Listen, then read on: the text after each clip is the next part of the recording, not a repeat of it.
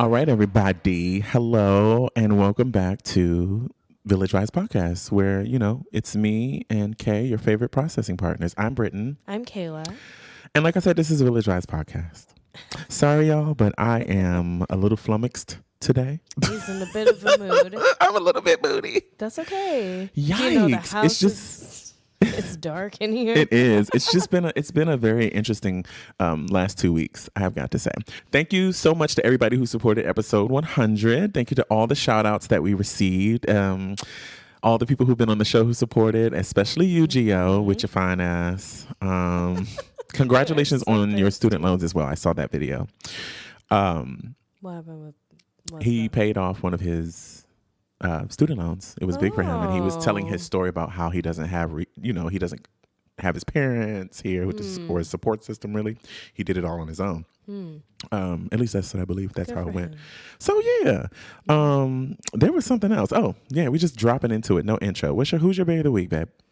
My bae of the week is Bernie, but that's all I'm gonna Berenice. say.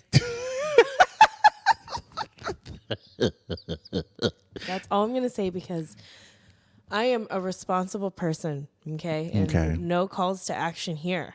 None of that. You know? Okay. Okay. Secondly, parents and families who work so hard to support their babies and their children and also try to take care of themselves, which is really hard.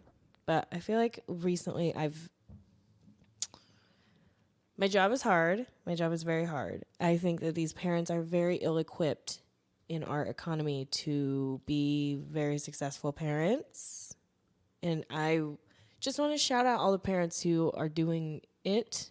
And even though it's hard and you don't get paid for it and it's thankless, but you're doing your best. You're doing the best you can with what you have. What you have.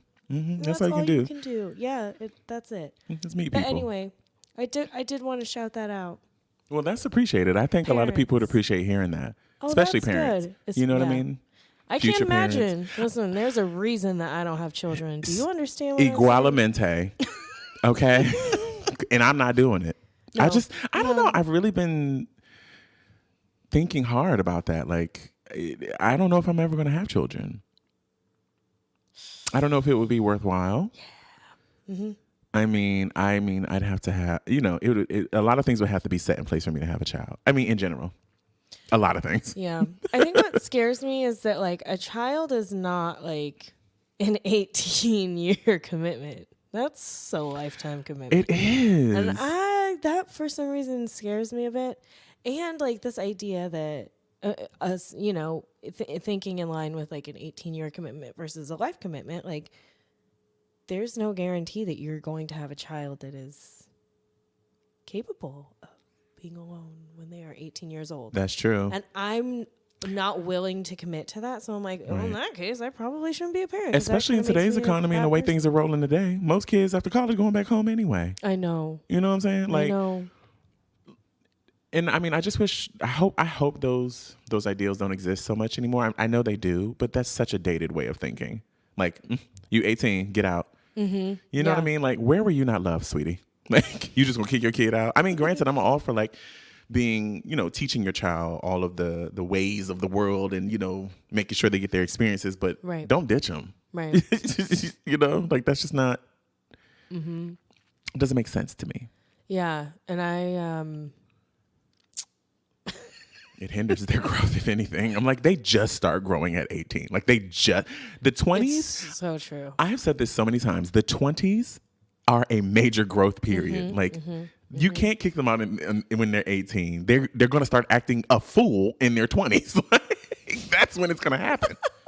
Like, you don't turn 20 and you mature all of a sudden. Like, that is true. And they should have that space, but people still need guidance in their 20s. Oh my gosh. Like, absolutely. I think about like when I need guidance today at 36. Okay? That's what I was thinking. But yeah, I think about myself when I was like 20, 21, and 22.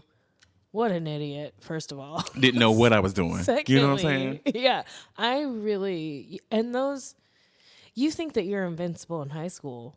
Oof, girl. Not only are you invincible when you're 20, but you're also smart because you think you know some stuff because you've taken a college Out course here or two. getting in debt. They ain't saying nothing to you. You know, as soon as you hit that 30, they like these college loans, and you're like, what college loans?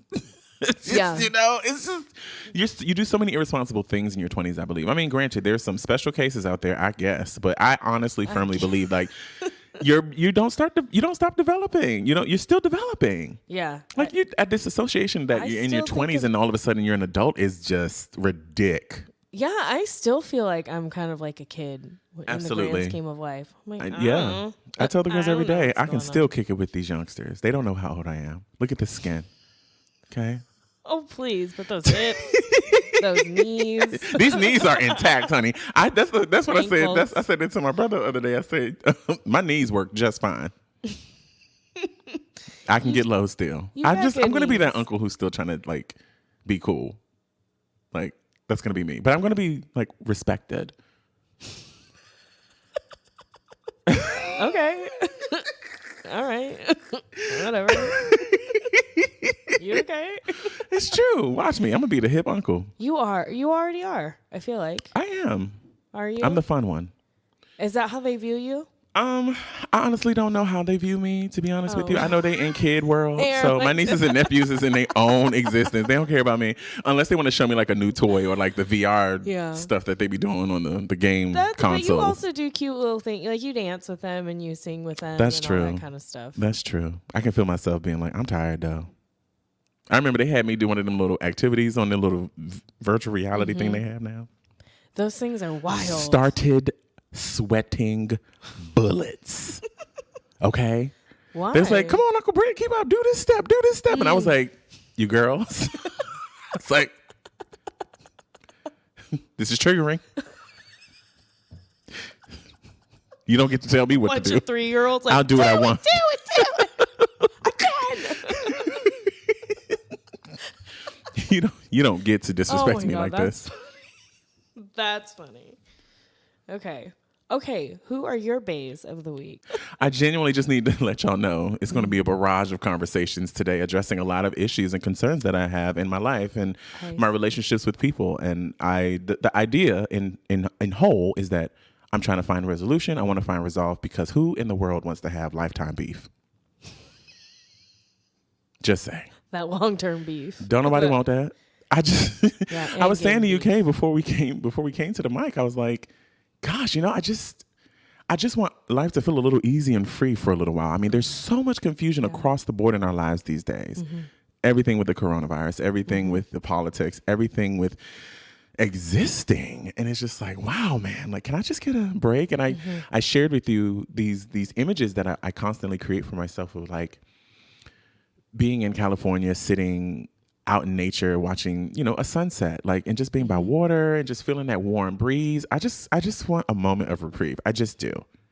My first bay of the week goes to none other than the Chilombo herself, Jhené Aiko. I mean, this album, I just be walking the dogs. I know. I could hear Putting it myself in from the your headphones zone. today. Like, From my room. I love her so much. oh God, you used to not to. So let's call a spade first and foremost. Wait a minute. Why do you have I'll be to do addressing that? all the issues Why- today, ma'am. I know. I feel like maybe you're projecting. I feel a little disrespected. I'm sorry. Okay, I feel I a little apologize. targeted. But But that was a fact. It is true. It did take me a minute. I don't really know why. It's okay. It's okay. I think once she got with Big Sean, that really did it for you. You were just like, Oh. But not only that, So it's just what she exudes. Like I told you earlier this week, like she's that right amount of ratchet and spiritual and energetic and freak. That is me. If there was a person that represented me that is a celebrity or a musician, it is Jhené Aiko. Like everything that I want. Like I love her videos. I love her concepts. I love that she's so connected to nature. And then she's like, let me pull up on you real quick and give you this good. It's good. I'm trying to be Good. for radio. The writing alone is fire, And which like leads the me. sound healing piece. About Yeah, it. I just it's vibrational, and I really dig it. My second bay of the week goes to my personal history, my literal like history, my makeup, my lineage, my cultural upbringing. I recently made a trip out of town with my chosen family, non-biological, and the experience was eye-opening. It was very revealing, in the sense that like, while we were there to celebrate a great event and a wonderful, momentous event. But what it exposed to me is that I am not of this background. I'm not of this particular culture. It is one that I stepped into. And so the expectations or the experiences that they may get excited about, I necessarily don't have any connection to. Mm-hmm. And one of the things that I think I struggled with while being out there, in that kind of unfamiliar, but still having to adhere to how things operate, it was a struggle, because here I am with my chosen family, who I love so dearly, and I don't know where I'd be today without them. But on the other hand, I know that there's a history and an upbringing and a cultural background that I come from that I don't have access to, that I don't have. Mm-hmm. I'm not connected to it. No fault of theirs. Right. But like, I don't have pieces of that my great grandparents brought back or brought with them. You know, I don't have photos. I don't have at hand's reach photos of them, you know, experiences. And I think that was a struggle for me, you know, also recognizing like I'll never be able to celebrate a grandparent. My grandparents passed when my mom was a child. Mm-hmm. I'll never be able to celebrate my mom's 90th birthday, for instance, you know? And I mean, these were all things I had to like work through while still celebrating. Vacation. Mm-hmm. You know? And in this, and I think it's just something that maybe, again, this is not a blaming thing, or it's not my chosen family's fault, but like, I think, you know, it can be missed. I know we're there for a reason, but I think that experience kind of gets missed. Lost. Or, a little lost. So that was, I really wanted to make sure that I just acknowledged my own lineage and my own background. As I get older, I relish so much more in the excitement of where I come from. Mm-hmm. And that's really important to me. And I recognize that sometimes people don't see that part of me or acknowledge it or want to engage with it. Not because they don't want to, but it's just not their experience. Right. Exactly. Sorry if I rambled. No, you didn't. I don't think that there's like any recognition. Generational trauma is like infiltrates in several ways, right? But it is traumatic to not, or to have like, being a Black person in America is traumatic. Yeah. Period. Yeah. Like, yeah. Alone. But having access to that history, medical history, like even medical history, like those things are huge privileges. I mean, I understand that perspective because I'm adopted, so I have no idea what any of my genetic history looks like. But you know, like we would have family dinners and my grandparents would be like, we're bloodlines of royalty, you know, and I wasn't really ever involved in that because I'm not in the bloodline. Right. You know what I mean? Like, right. So I get it from that perspective. I think it's different when. Aren't we all from? I'm sorry. I'm gonna stop there. When people say their bloodlines of royalty, I'd be like, "Well, girl," I'd be like, "Whoa."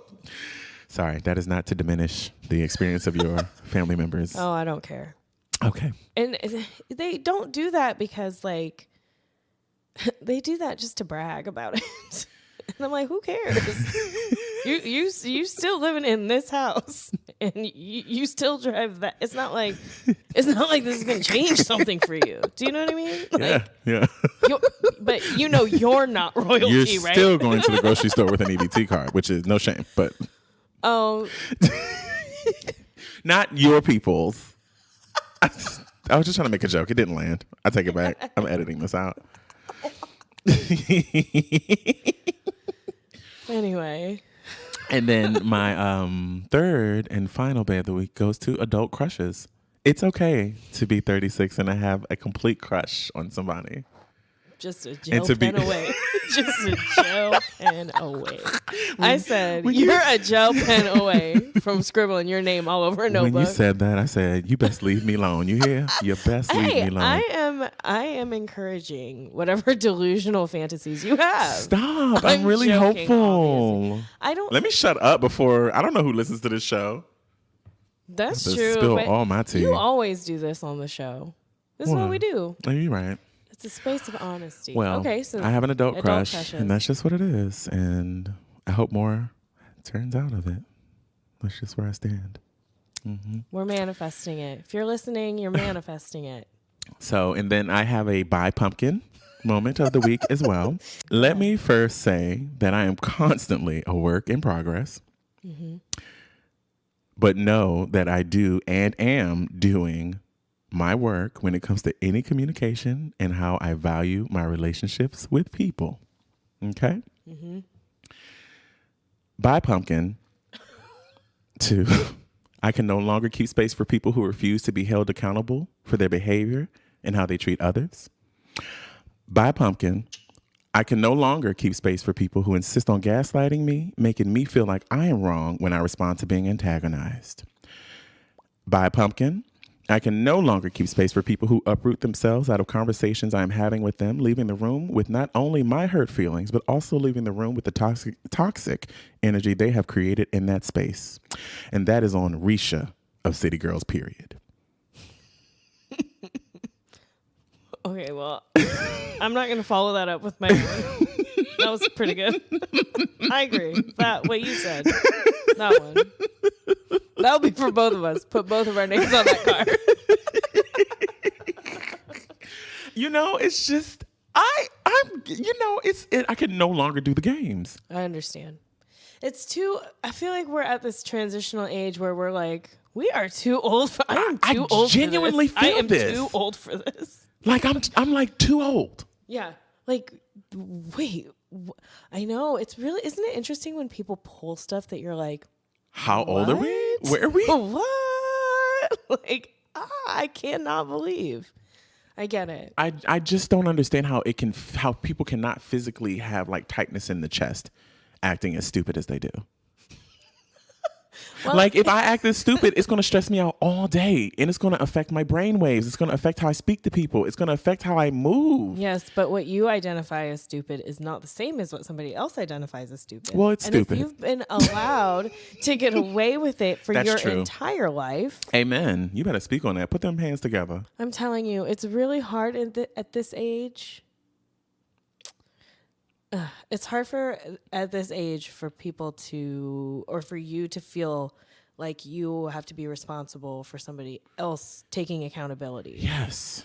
Like, just because you haven't had any practice with that, with taking accountability for the last, I don't know, 20, 30, 40 years, whatever, that doesn't mean that like I should have to teach you how to do that. Yeah, or that I should be left having to figure it out for you and for me. Mm-hmm. Mm-hmm.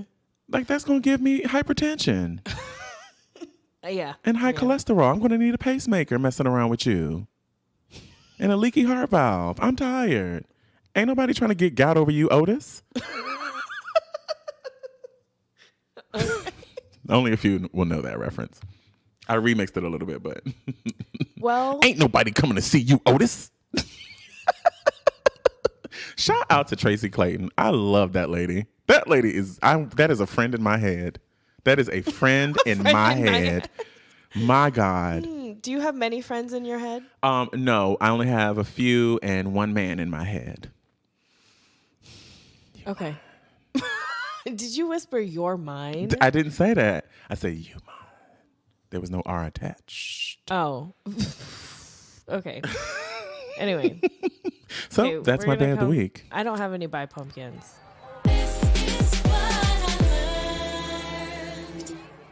All right, girl. Okay. So what did you learn this week? I did this thing last night where I was like, okay, I'm just going to write down my notes for the podcast. And it was like, it turned into a journal session. And I was like, oh, I need clearly to be writing this down elsewhere. Yes. Isn't it revealing? It is. Because then I read through it last night after I was done. I added some stuff. I read through it again. And then I read through it again this morning, and I was like, I still feel this way, but I think maybe this is more of a journal entry than my notes for the podcast. I'm still in the process of this journey of whatever this current lesson is for me. And it's, the word that popped up into my head last night was it's new territory. Like it's scary to think this is the first time in a really long time that I don't know what's next. And so, like I still have a job that I have to show up for. And I think I've been spending a lot of time alone. And I think like, I don't have anything left to give anybody, but I still have a job that I have to show up to, and people expect 3,000% at all times, unwavering. Yes. Yeah, and so I do that, right? I have to make sure that... And they feel entitled to your time. They do. And to some degree, the kids are entitled to that time. But, yeah, it is... I just don't feel like people really realize what I take on at that job. I mean, they do, and they say things like, thank you, and you're so good at your job, but, like, that ain't helping. Stop. But there's still no. It doesn't change the fact that my knee is swelling today. Okay, that's because it's raining outside. I'm pretty sure, but yeah, you got gout knee too. Okay. My knee. All right, I'm done. I woke up the other day and it was raining and my knee hurt, and I said, "Oh no, this is your knee can tell that it's an 80% chance of rain today."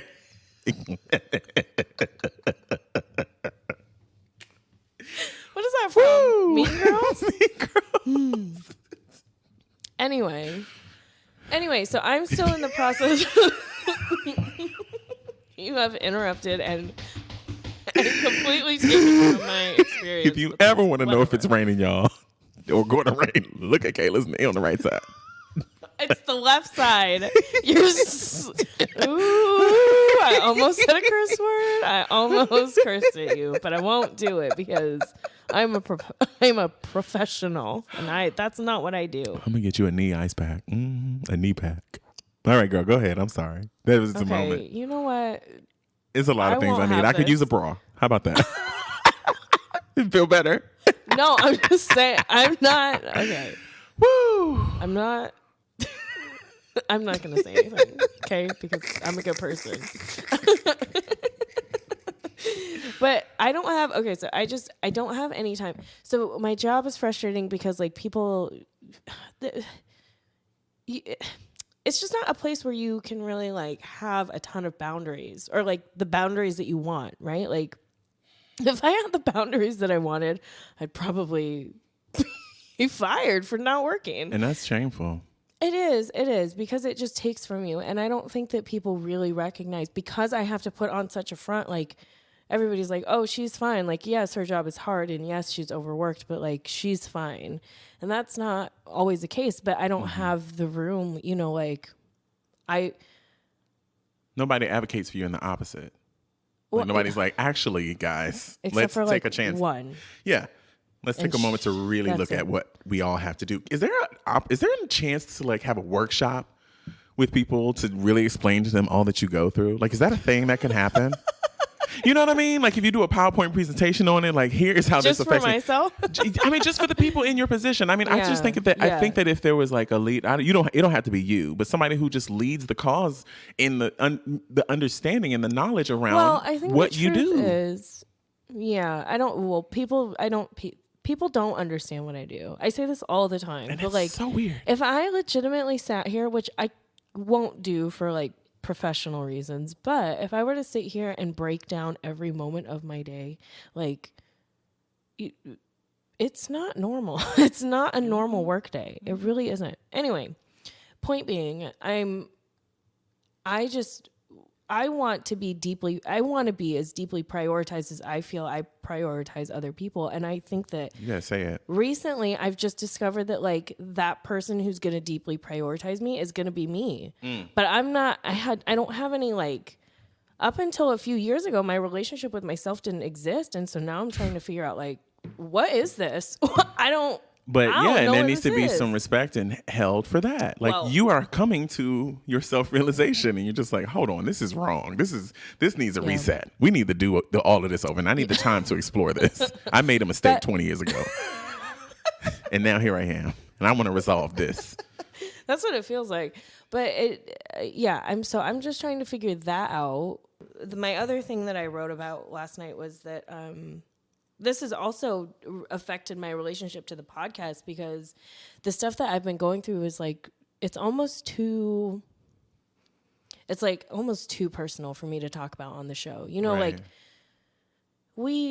this is a space, and it almost always has been a space in which we can really say whatever we want. But, you know, like we do it mindfully. Like we know if we have something on our heart or something that's happened with a specific person, you know, we make sure we don't say names and Right.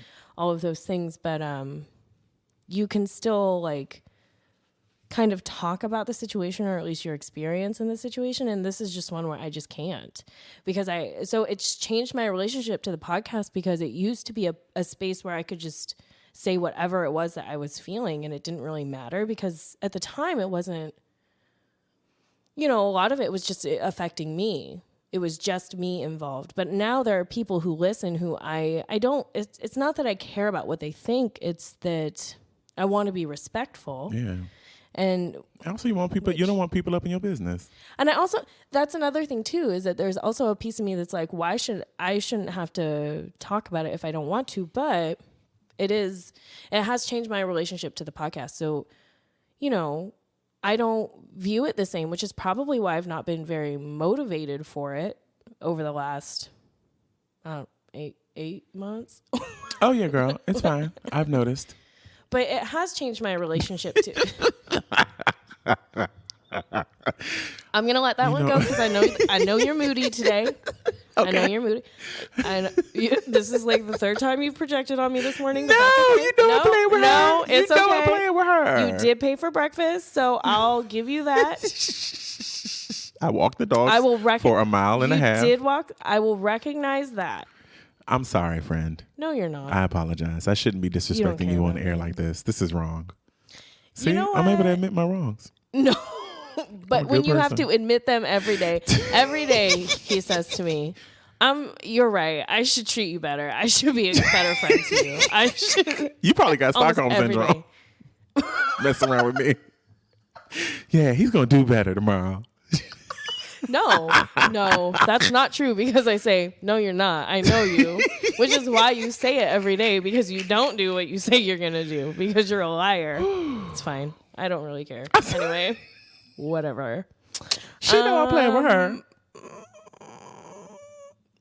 Anyway, I need a mentor. That's what I've come to. Amen. I need like a life mentor, somebody who is for you. Yeah. Who checks in on you, who cares about your well-being, who cares about your well-being as much as you care about others. Yes. I can see like the position that I'm in. Yes, guidance. I need that. I'm so with you on that. Will you slide into my DMs if you could be that person? Call now. Yeah. Don't waste any time. For only $5 down and $3.99 a month after that. And if you order today, we'll also throw in. Yeah. So just think about it. Free shipping. Call now. Please. Okay. What did you learn? That was a lot. What did you learn? Yeah. I want to first start with my bright spot. And my bright spot is I am going to be in DC for a month. I am ready to exit. And my bright spot is you are going to be in DC. Just kidding. Wow. No, you're not. It's okay. We can joking. The thing that I love about us is we can talk real to each other. We can talk real to each other. It's a real thing. Listen, I've had a few zingers in the past days. You've been landing. The past few days. They've been landing, and I'm proud of you. Thanks. Okay. Go ahead. But what I learned this week is having male friendships is extremely important to me. In particular with other gay black males. But any male friendships in general is important to me. And I'm a little triggered when I try to do what I can to maintain them and those sentiments aren't reciprocated in all cases. I've had experiences now with 3 really close Black, male, and gay friends that have all ended terribly. And it really breaks my heart because I feel like that is vital to my existence. I feel like I need to have some homies that we share this similar experience in. And I just had to speak on it. I may be incorrect in saying this, but in a lot of cases, I feel that men don't know how to be friends. Unless it's like bro culture somehow. But even then, I just don't think it's not even we just value friends. I don't think that men aren't taught to have relationships. Right. And because they're taught that, well, it's specifically straight and cis men. But I mean, also some other men. But I think there's just an overall perception that like hormonally, that's not how men are, and men aren't natural, quote unquote, natural caretakers, and they don't naturally have empathy. Like all these crazy things that have nothing to do with gender and everything to do with just being a person, absolutely. a human being. And there's lack of community. Like I think now that's not. I have about 3 male relationships now that are like quite intact. But the 3 that I've been trying really hard to like dive into asking myself, like, why is this so challenging? Why is it so hard to say? I've gotten comfortable now with telling my male friends or male friends who I haven't spoken with in a long time, I miss you. I love you. I care for you. Can we please meet up? It's important to me that I work on us. You know, it's just, I'm really hitting a stage where I just value all of my experiences with all my friends, but I wish I had more male friends. Yeah, like honestly, and there's so many caveats to like maintaining a gay male friendship. I mean, there's so much that the competition alone can be just disastrous. And I've struggled in the past with feeling like the second best or the sidekick or the one that nobody really checks for. Right. But I've also been aware of that and made sure that didn't blur the lines of the realities of my friendships, you know? But I just wish those levels of communication and engagement and no competition or no worrying about who's messy or catty and this and that and the other was a thing. I just wish we did a better job at communicating. And this is for a number of relationships. This is not one specific thing. I agree.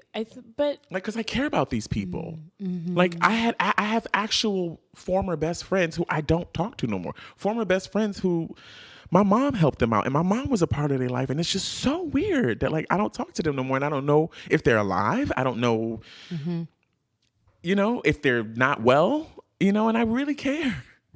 Yes. And again, this is another testament to growth. Like, I'm discovering these things at 36. Like, 20, I was probably an a-hole. Like, you know, I was probably inconsiderate, but like, I just wish it was a little different. I wish I had some homies, some male homies. Yeah. I think that I could be open and honest with. Real conversation. We talk about this all the time, right? That like people don't not value, they just, that's not like a norm. I feel like that wasn't a norm for our parents to have, like the generation before us to have like these deep enriched friendships. You know, like the people who stood in my mom's wedding were like people that she just happened to work with at the time. You know what I'm saying? Like, it was not like this was like some lifelong friend that you know, that kind of thing. And now that we are the adult generation, yikes. And I have an add-on to that once you get finished. No rush. I was just saying. And I don't know why it's different now, but we seem to hold, I think our generation values friendship more. Maybe because more of us aren't having kids. I don't really know what it is. I didn't even think about that. I've always thought like that's kind of sort of what I feel like makes the relationships hard, because nobody has kids yet. So now you're these 30, 40-year-old people trying to figure out like your friendships. And you're transitioning from a time like high school where you saw each other every day, to college where you were partying with each other every weekend, to adulthood where you don't see each other that often, even if you don't live that close or that far away. But yeah, I think that friendships are really hard to navigate as adults. And I don't feel like it was something that like I got models of when I was a kid, to see adult friendships, because you kind of assume that like once you find the one and you move in and have a house, like, and you have babies, that's it. I'm glad you pointed that out. I think that's why I hold true to this, because I did see my mom have lasting friendships with people. Like, she was like, her existence was the people she was with. Right. Like, I have so many aunties and uncles, auntie and uncles, right, who like made massive impacts on my life because they had friendships developed with my mom, you know, and she always made it a point and a priority to go to bring everybody together. So I guess that's where I kind of get that from. That makes sense. Huh. Okay. Whereas thanks, like my only models for adult friendships were my friendships as a child, which that doesn't carry over quite well. I am discovering. But and that's no shade to like parents or people who choose to be parents. I'm not saying that like, you know, like that it's an escape or that you don't have to work hard on your relationships if that's the case, because my best friend is a mom of 2 kids, and I never feel like she doesn't prioritize me. She always calls and texts, and so that's not my point. But that's what I grew up seeing, I think, especially in the suburbs. Okay. Like relationships just, they weren't that deep from my parents. It was, you lived with your husband, and then there was a lady that you had lunch with once a week, and that was your best friend. Hey. Oof. But adding on to what you were saying earlier about generational trauma, I realized, my other thing that I learned this week is that I may have to be the person in my family who breaks generational trauma and curses, will be. all while maintaining my own sanity. Yes. Like, that is going to be me. Which is so unfair. Wow. It's so messed up because, I mean, I don't think my biological family has any clue about what has happened. I mean, I think they do, but I don't think they're going to ever do any work around it. I mean, I wouldn't know, but I know that's a priority for me. I know I haven't spoken to nobody in my biological family that seems to have any awareness around the self-work and the generational trauma that they've gone through. I don't. But just think, I mean, I also wonder what that conversation would look like with my mom today. Makes me sad when you say stuff like that. No, don't be sad. I just wonder, like, no, I don't think it's a bad thing. If I brought this conversation up to her, what she would be willing to be honest about. Don't be sad. One day. We were talking about being the person who breaks the generational trauma and curses while maintaining your own sanity. But ultimately, you're breaking them for yourself. Yeah. You don't have the weight of having to break it for anybody else or for somebody else. But I mean, you don't, when you're breaking it for yourself, like, you don't really have a choice. You kind of have to. Right. Yes, you have to maintain your sanity through that. Give or take, you know. Some of us are great. Some of us be. Do you feel the same crazy. way in the sense that you feel like it may end up coming up on you to be the person who breaks? It's different. It's different. My family is white. Right.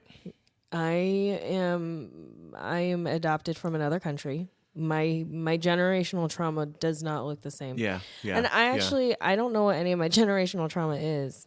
I mean, there's traumas that are passed down from my adopted family because I've been there since I was 4 months old. So it's not like, you know, like those things don't get put onto you, you know, like, I don't think people really realize that, like, I don't think that anxiety and depression necessarily are just physiological. And I don't think that it's just something that I think that's stuff that gets passed on from person to person. I think being a child growing up with a mother who had depression and anxiety, I'm not blaming her, but I do think that that's part of the reason why I have depression and anxiety. That's and we're not blood related. Yeah. But growing up and experiencing that and having that kind of weight around all of the time, I think. What do I say? Waves. That's what I'm saying. That's what I'm saying. I really do think that. But it's not the same. Agreed. But even just the connection to what you do have from the upbringing from 4 months until this point, do you feel like you would be the person who would be kind of the intermediary between all of that stuff? Yeah, because my mom's side of the family comes from like some pretty serious poverty. I've experienced some pretty serious, I've seen extreme poverty with that side of the family. And then it was about breaking the cycles of that part of my family and then living up to the expectations of my dad's side of the family with college educated folks and people who were making money and own their houses and, you know, could like eat out at steak houses once a month and that was normal for them. So it was like that balance of like, I can't be like my mom's family and I've got to live up to my dad's family while simultaneously living both experiences. Ooh. But still not the same. Like, I think about your generational trauma and the things and ancestral trauma as well. I just feel like if you are I'm not saying that like, you know, people over there in Korea don't go through stuff. Well, you're not invalidating your own. But I don't know. I think you deserve more things. No, it's not for the cycles that you have to break. It ain't a competition. It ain't a race. I know it's not a competition for sure. Right. But also, I'm not doing. We've talked about this. As an Asian person, as a light-skinned, white-adjacent Asian person, I'm not doing anyone any favors by pretending that my experience somehow equates to the Black experience in America. The last thing I have for what I learned, when it comes to valuing relationships, whether family or friend, and how we argue and disagree with each other, I think it's really important to take care of one another and how we do it. Ultimately, my goal is to be able to listen and find resolution so we can move forward and grow. Okay. That's my whole intention. I know in arguments and with disagreements, things can get heated. What I am interested in not doing is going to the lowest place, you know, and just understanding that, like, hey, we are more than one person involved and we have our own perspectives and our own experiences. And I like I said, I don't want long-term beef. I just want to be able to figure this out so we can continue to love up on each other. Right. In that way, I'm really interested in trying to figure out how to properly disagree and how to properly argue. You know what I mean? Because it's so hard. Like, I think I have to come from a place I'm working on, and I think I do it. Like, coming from a place of just not reacting immediately and not getting upset. Because I feel like oftentimes I have been... many times I've been mistreated in the way that people speak to me, and I'm really hurt by it, but I don't really vocalize that. Like, I've been hurt by it, and I allow people to say what they want to say to me and move forward, and then I'm left with having the crumbles that are left over from that in my chest, and it just feels really unfortunate because, like, I feel like if somebody comes to me with a concern of theirs, I make sure I'm all ears. And I make sure that I am acknowledging that if I've done anything for any reason to make you upset, especially because I care about you so much and I love you, I will nip all of that crap in the bud. You know, like I will instantly I would be like, I will never do this again. Like, I just hope that in those situations, the same is considered for me. You know, it's like, oh, you know what? Britton was honest, and he listened, and he apologized and is sincere. Did I also offer him a space to get his piece out? Did I also offer him a space to express that maybe I've said or done something that's impacted him? And it just has happened to me on so many levels for so long. This is part of my exhaustion. I have let people treat me bad. Okay? Like, real talk. Say what you want about me. I can be messy, I can be shady, all these things, but I am constantly taking a hit.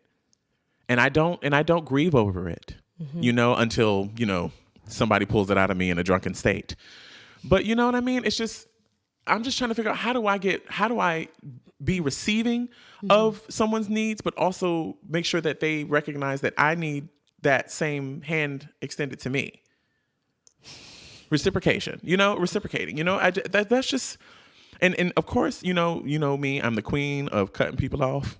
Yes. But when it comes to relationships that I am like if you like, I would not be interested in ending my friendship with you. I'd be like, what do I need to do, sis? Like, tell me now, because I'll stop. Like, I will literally stop. I know we joke around, but like, you know, I it's important to me that I keep those.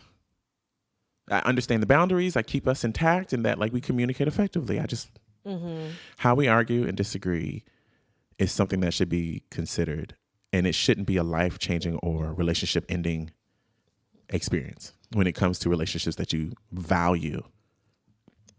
Well, and arguments and disagreements happen over opinions, right? Like, oh, I really like that one thing, or like, I really like that store. Oh, I really hate that store. That is what a disagreement between in a relationship should look like.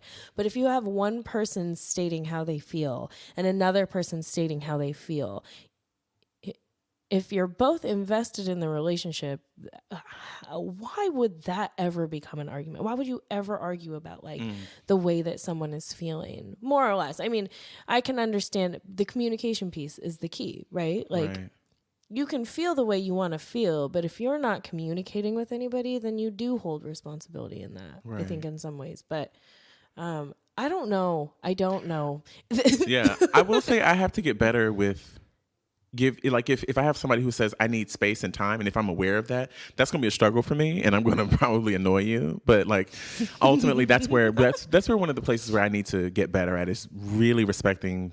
If you tell me you need space and time, it's going to hurt me.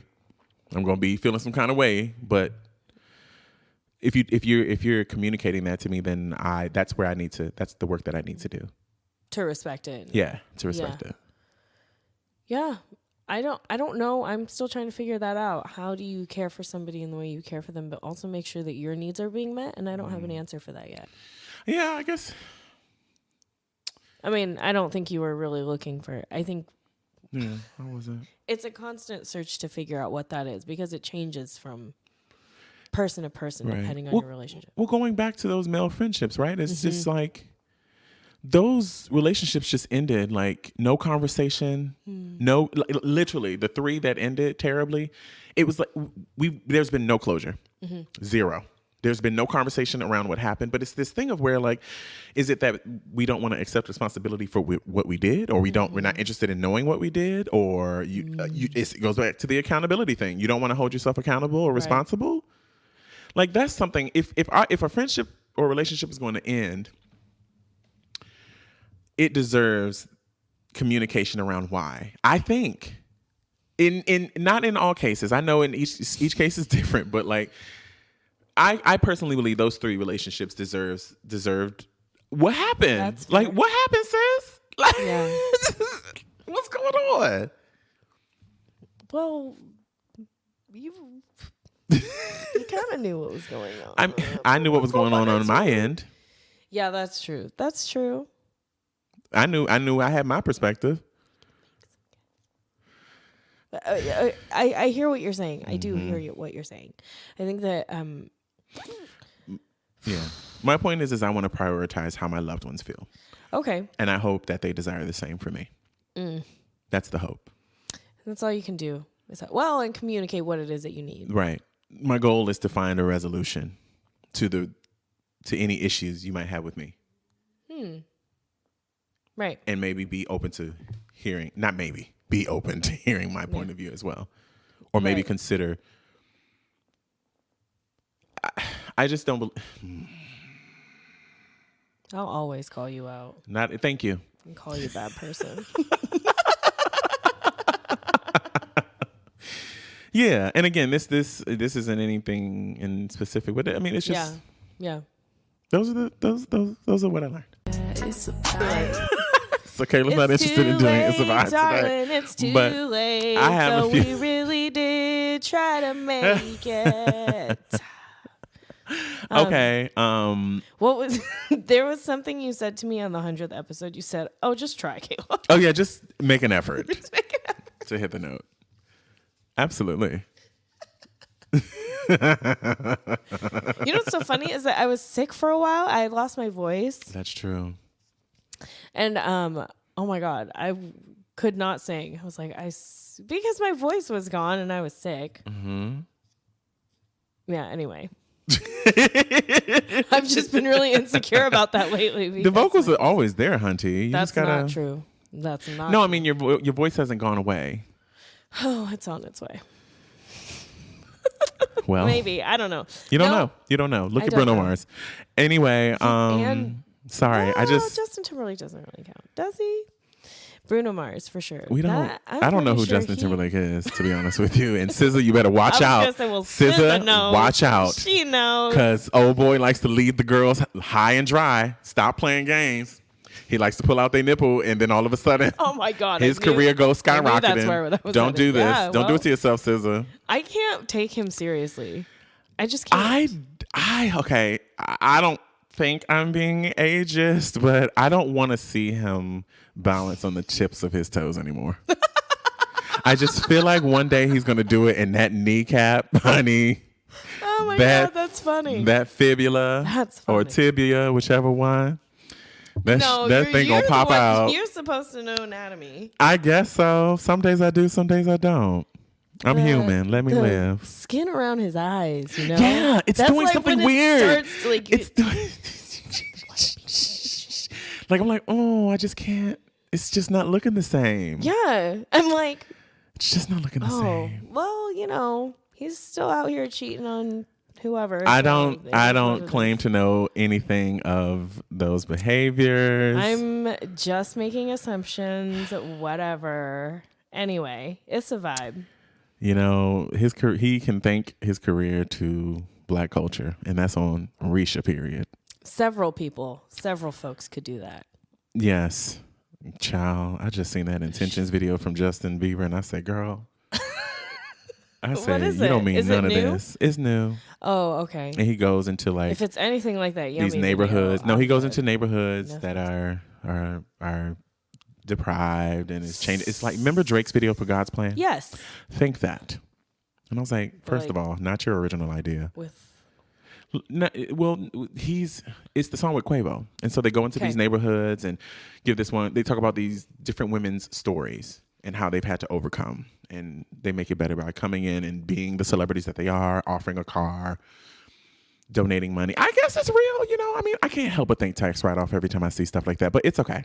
yeah, when I see stuff like that too, I'm like, But it's are you really trendy. this way? I get that it's trendy to care about other know, people right now. right. There's something weird happening with that. Like, And with Justin Bieber in particular, we're not. And he's not a a human bad too. thing. It's He's a a good human thing. too. He's had his life in the light. yes.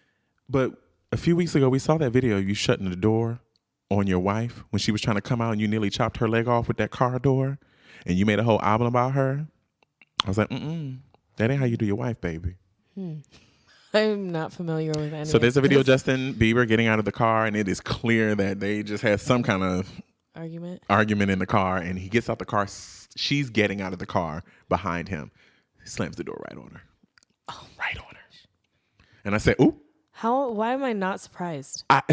With that Justin douchey Bieber. mustache, I just cannot. And those terrible 8 counts. I just don't want it. I don't want it. Do you think you can say douchey on the radio? I don't know. They'll edit it out. Yeah, they will. That's an interesting. Just the only one. bad word. It's just, I just want to make sure it's genuine. Yes. Mm-hmm. Yeah, You're talking about the music video. Yeah.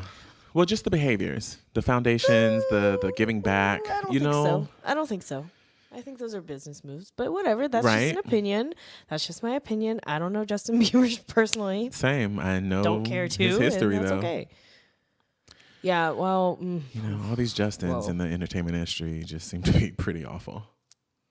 Why am I giving these people the time? They're gonna go and see. I'm giving them plays. Well, who's I'm giving them another spin. Justin? Timberlake, who we talked about first. Thoreau. I don't know anything about him though. I Anyway, know. not important. Catch me in. Okay. So we're doing It's a Vibe. I don't have any. I have 3. Okay. The first one is Meghan and Harry step out together for the first time in London after relocating to Canada, and Brits are big mad they didn't bring Archie. That comes from the YBF.com. Vibe. Right? Step out of the Especially yeah, I'm because so- they just moved to Canada and they rolled back up in just as themselves and said, hello, you Yep. will not have access to our child. That's not happening. That's not happening. The girls can hate all they want. I love Megan. She's an icon. And I love Harry for loving her. Now that seems genuine to me. I hope. You hope. We hope. I think it's genuine. I think he is genuinely. It's so hard to tell. He's had complicated history things in history as well. Yeah, he's got a couple of things. Yep. I had not fully forgiven him by the time the wedding came. I remember watching the wedding thinking, this is a sham. This is bad. This is bad. But you know that what? mama's up in there with them locks. This is bad. She's Not really really bad, been but treated so terribly. she's been. so I couldn't terribly. imagine what it was really like in that castle, right? Right. But, and I get that like, Chile. he's quote unquote stands up for her, but it's all, I mean, come on, it's the queen. That shit, ooh, Do you know Mama? that was close. That stuff is all so Do you know Mama still curated. drives her own car? The queen still drives. She pulls up. probably only on campus. Did you see? No, she pulls up. Does she? Yes. Who knew? She rolls hard. In her Fiat. No, she has a Range Rover. Does she? Or at least what I saw, they had put like some kind of West Coast music to her pulling up. It was so funny. It was so funny. That's funny. The second thing is, so you said that's a vibe. I also agree, it's a vibe. Mm-hmm. Second, this Love is Blind phenomena. I haven't watched it. Have you watched it? But I've been hearing nonstop conversations with my friends about it. Okay, yes, I heard about somebody was telling me about it, about how funny it is and how like I've heard nothing just but wild it the is. blow ups. I heard with that yeah, with the the fights bisexual guy. and stuff. I don't I wouldn't be interested. Don't do that to me. I don't think I want to watch it. I just believe it's still actors. Oh, yeah, maybe. Like who would want to marry somebody after 2 weeks or 3 weeks? No thanks. I know, and not having ever seen. I mean, I guess that's. I don't know. Whatever.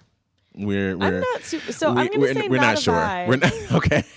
Yeah, I've heard a lot about it. I'm not interested. Should we in watch watching it? No. Should we watch one episode and then come back to the kids? Yeah. I feel like we'll get hooked.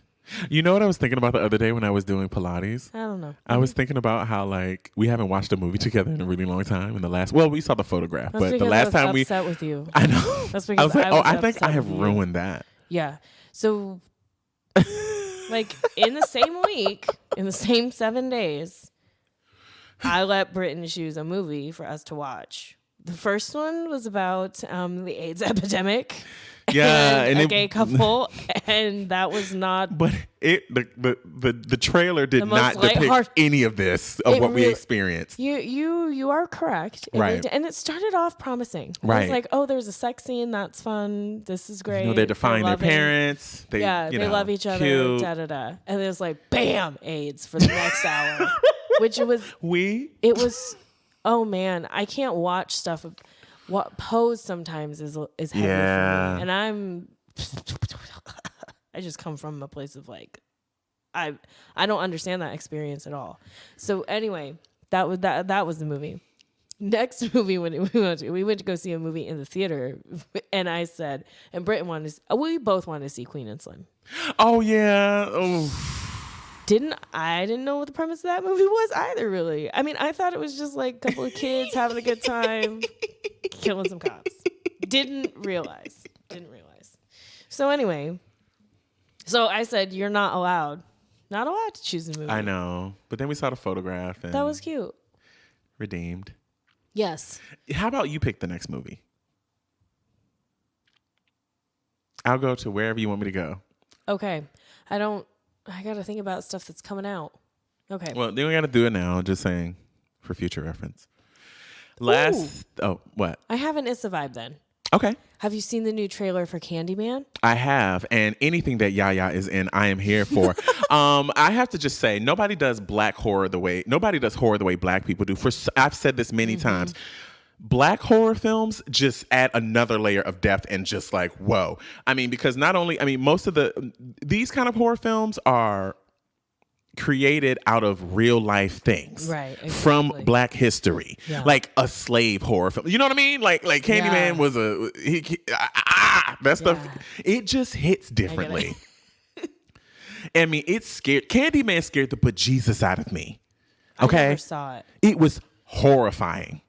I don't think I want to see this one, but I feel like not it's going to be less. I think Jordan Peele does a good job at not making it too gory.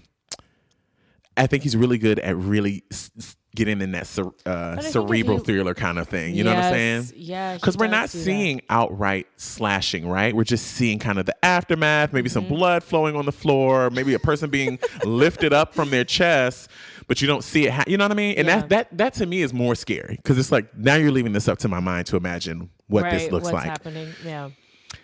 It's something. It's just like the Antebellum film that's about to come out with Janelle Monáe and the kids, and I'm just like, yeah. That also looks like it's gonna mess me up. Like I'm going to bed scared. Yes. You know. What did you? Okay. Anyway. But it's also supposed to be representative of gentrification because it takes place in a neighborhood that is being gentrified, and there's supposed to be some kind of, there's a deeper thread to that. Of course. There's a thicker thread to that, and so I did see it, and again, yeah. I mean, he's fine.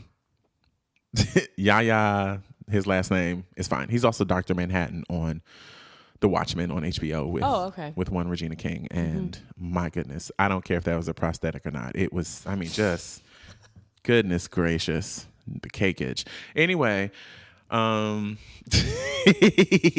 last is a vibe. So it's a vibe. Okay. Still weighing in on my options to actually go see it. I think I have to be in a space. Okay. But I do know I'm going to go see A Quiet Place too. That looks pretty fire.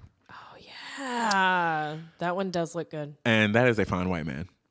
John. He got fine. Out of nowhere. I was like, the beard, the cut, the Jack Ryan workout, whatever. I was like, he's a little bumpkin. He's a little like. Is he? He's not average. I mean, but it'd be average dudes that be out here like the charm and the swag be on point, and then the intellect be on point. Anyway, can I go to my third? Yes. It's a vibe. Yes. And this is where we reference our girl. Oh. Summer Walker deletes everything off her IG after getting dragged for calling Chinese people trifling and nasty over the coronavirus. What? She makes it so hard. And this is fresh off of the heels of that comment she made about whoever stole her laptop. She wants them to go get sick off of a HIV infested dick. Peen. You had the first slip up. Is that a curse word?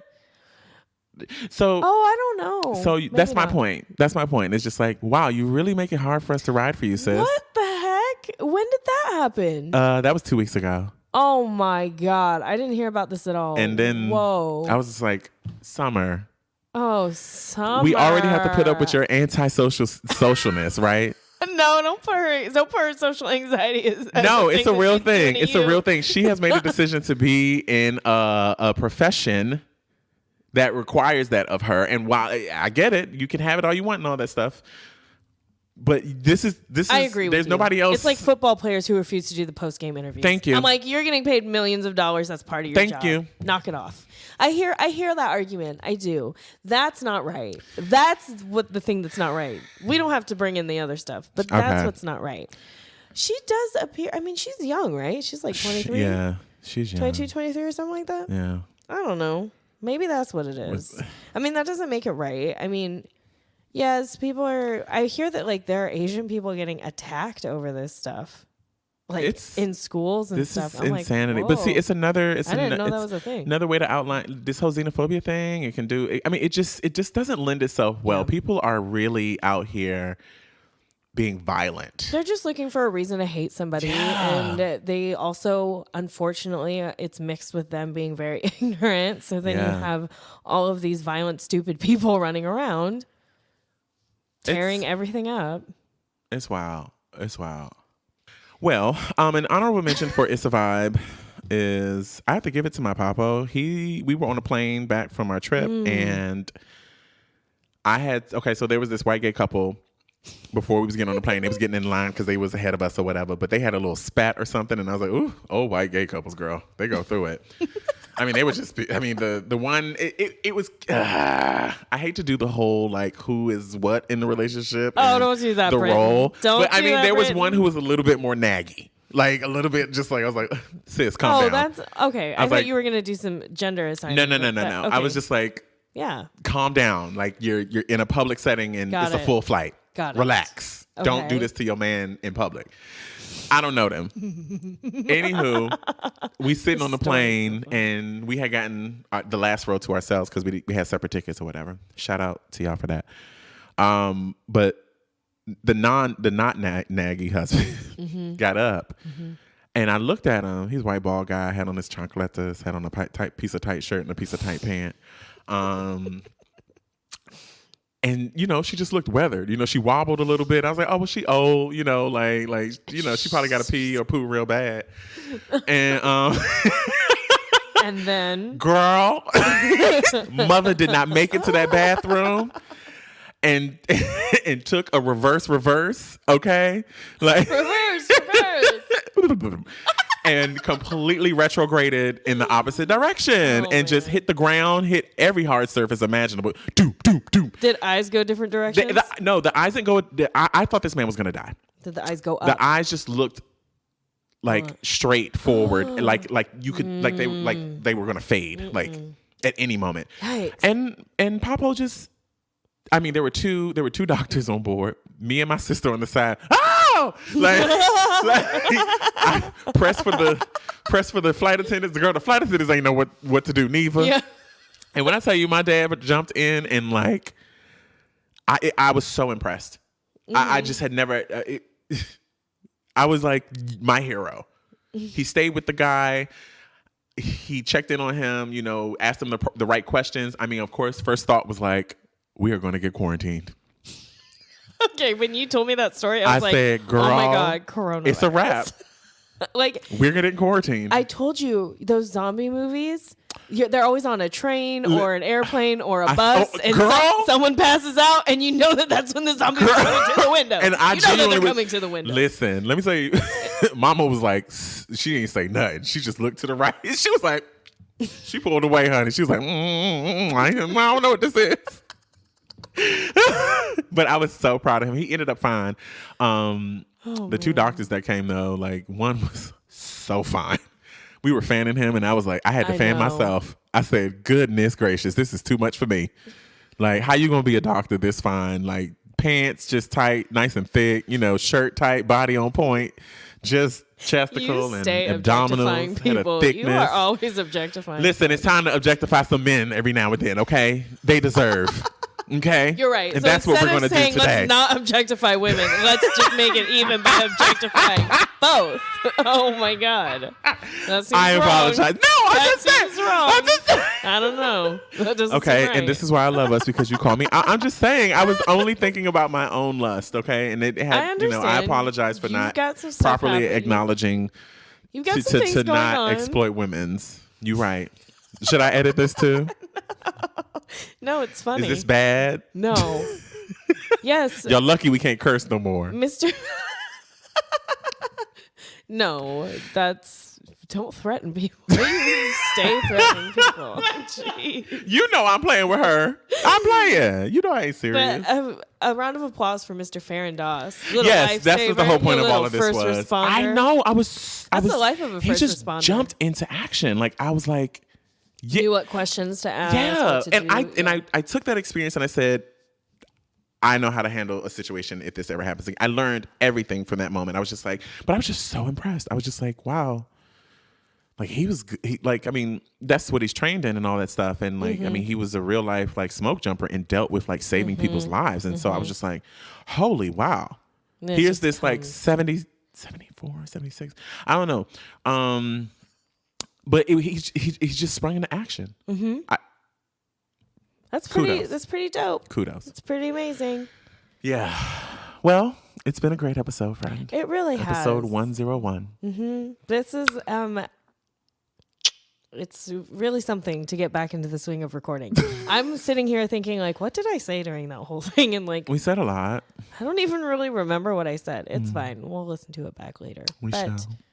Thank you all always for joining us. And for supporting. Remember to check us out on all social media and Village Vibes, patreon.com patreon.com. Village Vibes podcast. If anything, if y'all could help us pay our bills to keep us doing this, that'd be awesome. So please go to Village Vibes podcast at patreon.com or patreon.com/Village Vibes podcast. If you want to sponsor, I don't know, like $3,000 a month. Absolutely.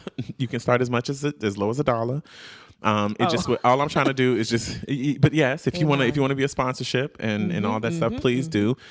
We are genuinely loving what we do. We're back in action and like Beverly Hills Troop. Yeah, just trying to get this SoundCloud and Podbean paid for. Oh yeah, because I am tired of them digging out of my personal account. Yeah, well, I understand. I pay one. You do. Yes. I wasn't trying to take away from you, sis. No, it's okay. I'm just insecure. Anyway. Oh, what do we name this episode? It Takes a Village 2. Oh my gosh. It's got to be something about friendships or to build. I think we have one that's called It Takes a Village to Build Each Other Up. Yeah. Do we? Yeah. It takes a village to love thyself. Mm-mm.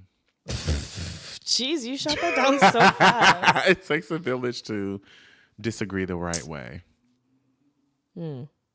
So what happened here was I gave one for my experience, and you gave one just for your experience. Okay. It takes a village to meet each other halfway.